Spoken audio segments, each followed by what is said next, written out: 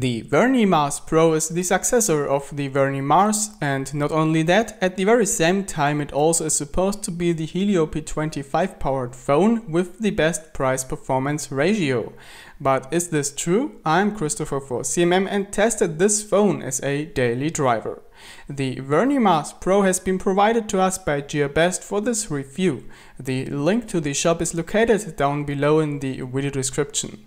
The Vernee Mars Pro comes in a flat white box along a SIM needle, a quick start guide, a Pump Express Plus charger and a USB Type-C cable.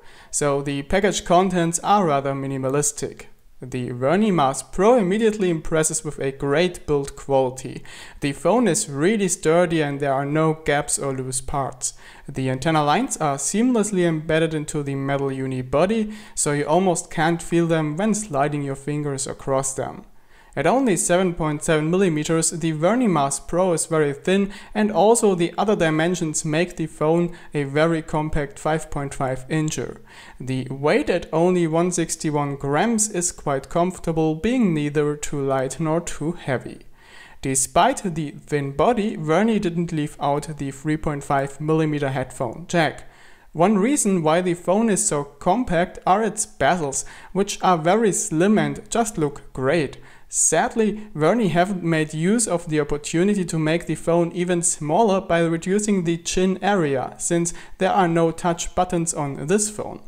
Despite of this, there is nothing interesting to spot. Above the screen is a RGB notification light and that's about it. The Vernee Mars Pro packs an in-cell Full HD screen made by JDI, and it is indeed a quality LCD panel. The overall picture quality, contrast and sharpness are very decent. The screen brightness is rather high, which makes the screen well readable under sunlight. The screen glass is made from Gorilla Glass 3 and also boasts an anti-fingerprint coating. The 5-point touchscreen does a good job and performs nicely during daily use and gaming. The input delay is minimal. The Helio P25 Lite, which currently powers a lot of Chinese mid-range phones, also powers the Vernee Mars Pro, and thus the phone is rather speedy. In normal mode you might notice some minor stutter here and there, but when enabling performance mode in the battery settings, those are completely gone. Bear in mind, however, that this setting needs more battery juice. Gaming is something the Vernee Mars Pro handles like a breeze. As usual, we tested some of the most demanding Android games available right now, including Broken Kingdom, Unkilled and Asphalt Extreme. All of them run nicely on highest graphics settings with almost no dropped frames. One highlight of the Vernee Mars Pro is that despite the low price tag, it boasts a whopping 6GB of speedy LPDDR4X RAM, making it a great multitasking performer. Also, the internal memory with 64GB and decent speeds impresses. If you wanna use microSD cards, you can do so at the cost of dual SIM. The card reader also reaches decent speeds. On the sensor side of things, nothing is missing and gyroscope as well as the compass both work fine. What's a little annoying though is the fingerprint scanner, and that's not due to some issues with failure rate or inaccuracy, but more so because it isn't disabled when you carry the phone in your pocket. Often when taking it out, you will touch the fingerprint scanner, which often causes it to be disabled due to failed unlocking attempts, which means you can only unlock the phone by your PIN code, and that is just annoying. The Vernee Mars Pro runs Android 7.0 Nougat, and with the recent OTA update, the security patch was updated to August. The system supports all important languages and the Google Play Store comes pre-installed. The firmware they use is called Vernee OS and offers some expanded functionality, which we already know from the Vernee Thor E. There is an e-ink mode which switches the screen to black and white mode and clocks down the SoC to reduce energy consumption to a minimum. There also are customization options for the status bar, the battery indicator as well as the on-screen buttons. One bug we spotted is that the pocket mode doesn't work. This mode is supposed to eliminate the aforementioned fingerprint issues. With the first firmware version, this mode often caused the phone to be inoperable, but since the recent update it stopped working at all. Let's hope Vernee will fix this bug rather soon. The Vernee Mars Pro offers a decent reception quality in mobile networks and Band 20 LTE is supported. The Wi-Fi reaches up to 94 Mbit per second of downstream next to the router and around 37 Mbit per second one floor below.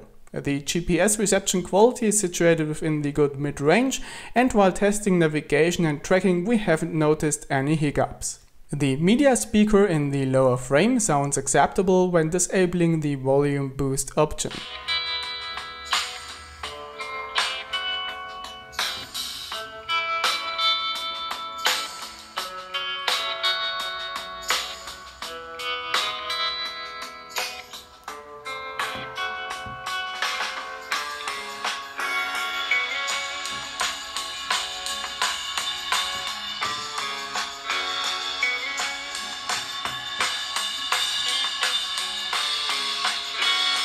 The headphone jack delivers a high volume with decent mixdown and intense basses. However, on silent parts of your favorite tracks you might hear some interference from time to time, especially when processor load is high.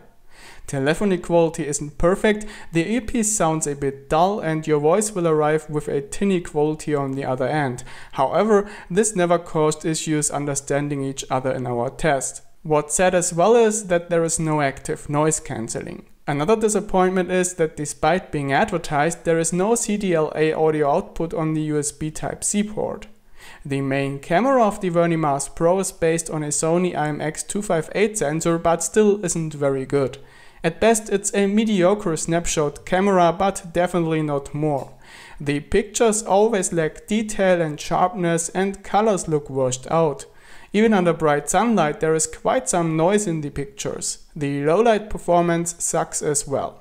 The camera supports recording 4K videos, but those show a heavy stutter and lots of fractals, which makes them unusable. Audio quality is kinda shitty too. The front camera also couldn't impress, the pictures just don't look good and, like the main camera, it suffers from quite some noise. The 3500 mAh battery delivers a screen on time of around 6 hours with heavy usage. That's enough for power users to get through a day, but not always through the evening. Anyhow, the phone supports Pump Express Plus and this is fully charged within 1.5 hours, so a quick recharge will bring you through the evening. Verdict: the Vernee Mars Pro at a price tag starting from around $170 offers quite impressive specs and indeed can be a bargain phone if you don't need a decent camera and can live with the other flaws that mostly are fixable by updates. But if you are looking for a decent camera, make sure to check out the Helio P8 as an alternative, which we also reviewed here on this channel. And that's all for this video. A shop link and more information is located down in the video description. I was Christopher for CMM, thanks for watching and see you in the next one.